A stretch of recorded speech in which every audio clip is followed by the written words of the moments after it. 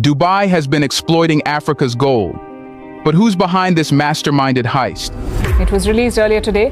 It says that in 2022, at least 435 tons of gold were smuggled out of Africa. 435 tons. That's more than 1 ton of gold every day. It started with a folder, slim, brown, unmarked, but its contents would shake the foundations of foreign policy in West Africa. Captain Ibrahim Traoré walked into the war room beneath the presidential palace just after midnight. He laid the folder on the table, his face stone cold, and said only one thing: "They've been stealing our gold for years."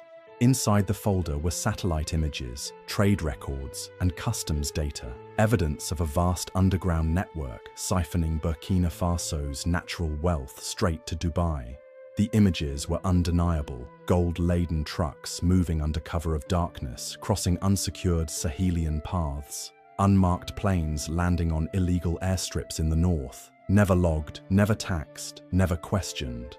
And then, those same gold bars surfacing in UAE trade reports, labelled re-exported metal. But where was the gold coming from? Officially, Burkina Faso hadn't reported any such exports. The numbers didn't add up, because the books were never meant to.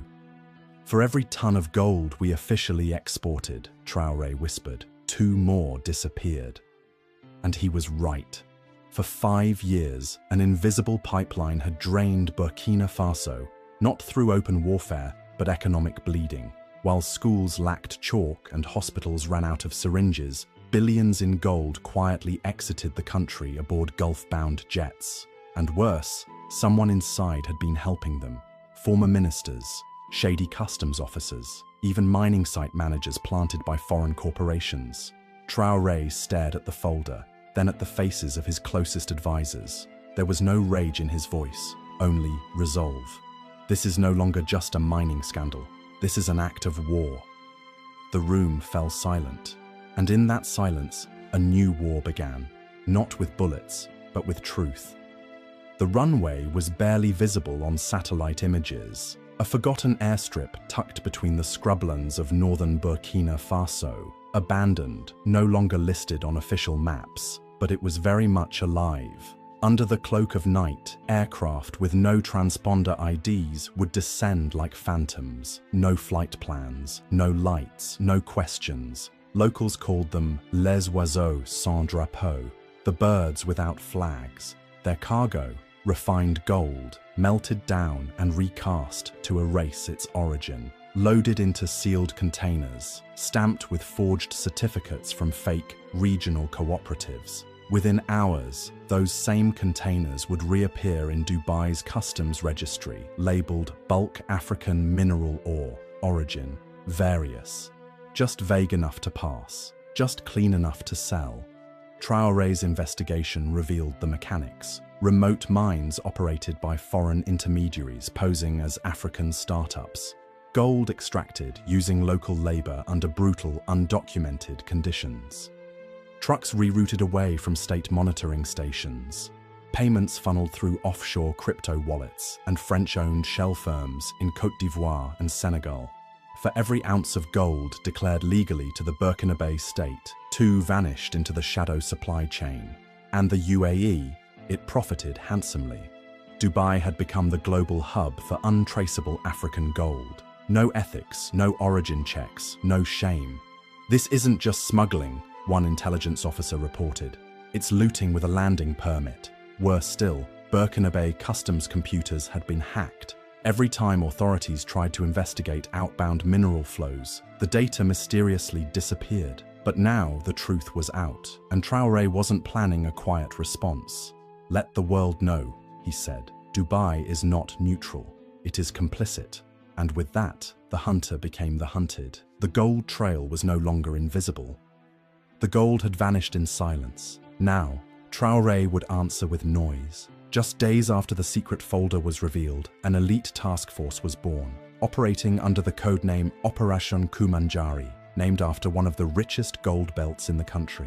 It wasn't just a military unit. It was a coalition of minds, ex-customs officers fired under past regimes, whistleblowers from the Ministry of Mines, cyber experts trained in Moscow and Tehran. and 3 anonymous miners who had witnessed entire convoys of undocumented trucks disappear into the bush. Their mission? Follow the gold, find the traitors, expose the foreign hands. Their base was set up inside a secured intelligence wing beneath Ouagadougou, a cold, windowless space lit by screens and maps. And on one giant digital board was the question: who sold our gold to Dubai? Data poured in. Flight logs, shipping manifests, WhatsApp threads. Phone taps revealed conversations between Burkinabe officials and middlemen with Gulf accents. One recording chilled the room. The president is a child. He doesn't understand how this works. Keep the mines running. Dubai will handle the rest. Another file revealed that one of the largest export companies operating in Burkina Faso had no physical office, just a Gmail address and a Dubai PO box. They were laundering wealth, with signatures and silence. Soon, 7 names appeared in red across the board. 3 ex-ministers, including one former prime minister's cousin. 2 French nationals acting as resource consultants. 1 UAE-based financier, and a sitting West African ambassador paid to look away. Traoré stared at the names. His jaw tightened. We've been robbed, not by bandits, but by businessmen in suits. And for the first time in decades, a Burkinabe president was preparing to do what none before him dared: call out Dubai, by name, by proof, and by fire. The deeper Traoré's task force dug, the uglier it became. What started as a smuggling ring now appeared as a continental conspiracy, stretching from Ouagadougou to Paris, from Dubai to Abidjan. And behind it all, a brotherhood of elites, bound not by loyalty to any nation, but by the glitter of gold. At the center of the operation was a Dubai-based logistics company with a bland name, Mirage Metals LLC. On paper, it handled regional mineral transport. In reality, it was a front, laundering stolen gold from Burkina Faso, Mali, Niger, and the DRC into UAE vaults. Bank records trace tens of millions of dollars from Mirage Metals to accounts in France, under shell corporations linked to retired military advisors. Ivory Coast, to luxury properties owned by former ECOWAS officials. Burkina Faso, to the offshore accounts of 3 ex-ministers who had once smiled alongside Western diplomats. One of them, codenamed The Architect, had signed exclusive mining permits just 2 months before being voted out. Permits never reviewed, never taxed, never even translated. The gold flowed. The people starved. Worse still, the investigation uncovered secret diplomatic memos between French consultants and Emirati financiers, referring to Burkina Faso as a soft zone with minimal oversight. They thought we were too distracted by war to notice, one investigator said. But Traoré was watching. The betrayal ran deep. Traoré's former security chief, the man assigned to protect the gold routes, was found collaborating with a UAE agent, passing mine location data via encrypted flash drives. In one intercepted voice note, a French banker says casually, "They won't fight back. They never do." But this time, they were wrong. Traoré wasn't negotiating. He wasn't begging. He was building a case and preparing for war. "This isn't just corruption," he told his cabinet. "It's modern colonization, wearing a Rolex and speaking 5 languages." And for the first time, Africa had a leader willing to burn the whole system down before letting his people lose another ounce of their future. The world was watching, but Traoré was done watching the world. On a warm evening in Ouagadougou, with the national flag behind him and the AES emblem glowing above, Captain Ibrahim Traoré stepped before the cameras. The nation held its breath. No script, no teleprompter, just truth, raw and unfiltered.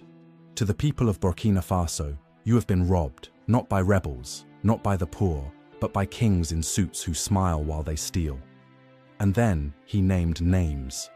One by one, Traoré listed the companies, the fronts, the offshore accounts. He showed drone footage of unregistered mining operations guarded by foreign-trained mercenaries. He displayed customs records with redacted UAE logos. He even showed satellite evidence of cargo planes landing at illegal airstrips and taking off hours later, headed straight for Dubai. Then he paused. "Dubai," he said slowly, "is not just a city of luxury. It is a vault built on African bones. The room fell into stunned silence. He continued, "For years, they said they were neutral. But neutrality is not silence in the face of theft. And Burkina Faso will no longer be silent." Across the Sahel, phones lit up. Hashtags exploded. Not Dubai Gold. Burkina first. Traoré speaks for Africa. But it wasn't just a speech. It was a warning. Traoré announced the suspension of all gold export contracts involving third-party traders. He ordered an audit of every gram of gold mined in the last 10 years. And most importantly, he declared, "From this day forward, no gold will leave Burkina Faso unless it feeds Burkinabe mouths first." The West called it extreme. The UAE called it false. But the people, they called it freedom. And far from the palaces of Dubai, in villages that had never seen electricity but bled gold for decades, the chant echoed, "The captain is not afraid." And now, neither are we. The Burkinabe revelation was a bombshell, and in Dubai's glass towers, it hit like a drone strike. The UAE government moved fast. Within 24 hours, a spokesperson for the Ministry of Foreign Affairs issued a crisp, emotionless statement. "We categorically deny the allegations presented by the interim leader of Burkina Faso. The UAE conducts its trade in accordance with all international laws and standards." But beneath the formal tone was something else. Panic. Traoré had done what no African head of state had ever dared, publicly accuse the Emirates of plundering African wealth. And worse, he had evidence. Inside diplomatic backchannels, the message was very different. Burkinabe envoys received sharp warnings cloaked in polite language. "Be careful how you frame this, Captain. Destabilization is not in your country's interest. You will isolate yourself from future investment." Then came the cyber attacks. Burkina Faso's Ministry of Mines website went offline for 2 days. Government emails were flooded with phishing malware traced to servers linked to a UAE-based cybersecurity firm. Anonymous messages warned of consequences. Meanwhile, a private Gulf-based PR agency flooded international media with op-eds questioning Traoré's legitimacy, framing him as militaristic, erratic, anti-business. Even the World Bank suddenly froze a routine infrastructure loan, citing concerns over investment climate. The message was clear: stay quiet, or we'll make you small.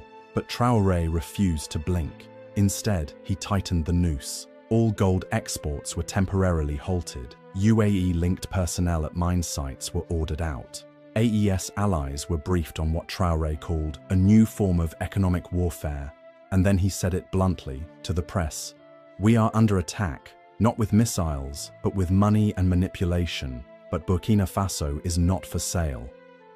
The battle lines were drawn. Dubai had gone from silent partner to active player, and now the world would have to choose gold or justice. What began as a national scandal had become a continental awakening. Across the Sahel, the name Traoré no longer meant just one man, it meant resistance. From Bamako to Niamey, Conakry to N'Djamena, murals of the Burkinabe leader appeared overnight, a silhouette in military green, holding gold in one hand and a broken chain in the other. Underneath, not Dubai's gold, Africa's dignity. The Alliance of Sahel States, AES, was the first to respond. In a rare joint press conference, leaders from Mali, Niger and Guinea stood shoulder to shoulder with Traoré and declared, "The theft of Burkinabe gold is an attack on all of us. When one of us is looted, all of us bleed." AES immediately launched a regional task force to investigate illegal mineral exports across borders, shared intelligence, joint patrols. Even satellite time from Mali's new Russian-linked geo-monitoring project was redirected to monitor flights heading east, especially toward the UAE. But it wasn't just governments rising. Pan-African influencers, artists, and journalists took to the digital battlefield. Viral videos broke down how Dubai's luxury skyline was paved with African minerals. Young activists staged gold sit-ins at UAE embassies in Senegal, Ghana, and Kenya. African TikTokers launched a movement, Our Gold, Our Future. In universities from Accra to Johannesburg, students hosted debates titled, "Is Dubai the new colonial empire?" Even within the African Union, usually slow to act, A quiet rebellion brewed. A leaked internal memo from AU youth representatives demanded a full forensic audit of all Gulf African mineral trade. Traoré had cracked the wall, but it was the African people who were now rushing through the breach. And for the first time in decades, the continent's youth no longer felt helpless. They felt angry, they felt united, they felt ready. "Let them call us poor," a student protester in Dakar shouted, "but we will not be poor and quiet while they steal the future." The world had issued its warnings. The markets had wobbled. But Traoré didn't flinch. Instead, he gave the order that would echo across Africa's resource wars. Shut it all down. Seize everything. The gold belongs to the people now. At dawn, Burkina Faso's elite special intervention forces, backed by AES-trained military engineers, rolled into 13 major gold mining sites across the country. No press, no fanfare, just swift, surgical action. Contractors were disarmed. Helicopter pads were grounded. Hard drives and export manifests were seized.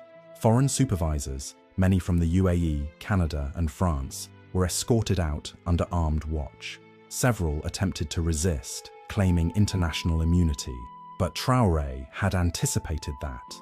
A presidential decree, signed the night before, had declared any individual or entity complicit in resource exploitation without full state transparency shall be treated as an economic aggressor. By midday, over $210 million in gold bars and refined ore had been locked inside national vaults. Not one shipment left the country. In the south, a joint operation with community miners exposed an illegal tunnel system used for years to move undocumented gold from rural zones to off-grid airstrips. At one seized site, investigators found burned documents, encrypted satellite phones, and a single USB stick labeled Dubai. It was enough to issue international arrest warrants through AES regional courts. Meanwhile, Traoré appeared before the nation once again, this time from the heart of a reclaimed mine. For too long, these lands produced wealth for everyone but us. Today, we flip the script. Burkina Faso is not a colony. We are the owners now. Crowds roared. Miners wept. A new flag was hoisted over every seized site. Not just the Burkinabe colours, but the AES emblem stitched above it. The message was unmissable. Africa's resources are no longer for sale. They are for Africans, and Africa alone. The seizures had stunned the world, but for some in the shadows, it wasn't just bad news. It was war. And war, they believed, demanded one response: remove Traoré. Inside a secured compound in Ouagadougou, Burkina Faso's cyber intelligence unit intercepted a high-priority encrypted message. It originated from a private military contractor registered in the UAE, with ties to Gulf billionaires and former French intelligence. The contents were chilling. Target must be neutralized before Phase 2 of asset freeze. Payment confirmed. Team inbound via Lomé-Ouagadougou corridor.